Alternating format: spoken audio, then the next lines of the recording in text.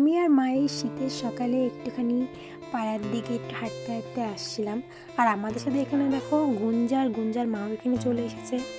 তো একদিকে শীতের মধ্যে একটুখানি হাঁটাও হয়ে যাচ্ছে, আর এদিকে একটু দোকানে গেছিলাম কিছু কেনাকাটা করতে।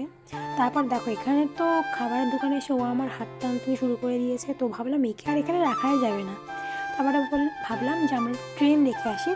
তারপর বলছি কি যে তোর বাবা আসছে, তাড়াতাড়ি চল। তো আমার হাত ছেড়ে দেখো কি দৌড় দিচ্ছে, মানে ওর বাবা আসছে শুনেই ও এত লাফালাফি করছে। আর দেখো তখন বাজে প্রায় 11টার কাছাকাছি, আর সেই সময়তেও কত কুয়াশা। তো আমাদের পাশে যেহেতু স্টেশন, বনগাঁ স্টেশন, সেই কারণের জন্য আমরা ট্রেন দেখতে এসেছি। আর দেখো ট্রেন তখন স্টেশনের দিকে আর কি যাচ্ছে।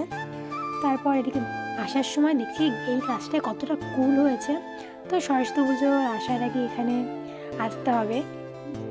তারপর তো এখানে দোকান থেকে লজেন্স দিচ্ছে, ও সেটা খাবে না। তারপর আমি বললাম তাহলে চল বাড়ির দিকেই চল। তারপর এখানে এসে দেখো একটু ভিডিও করছিলাম, যে এক একজনকে জিজ্ঞাসা করছি যে কী করে খিচুড়ি রান্না করা হবে।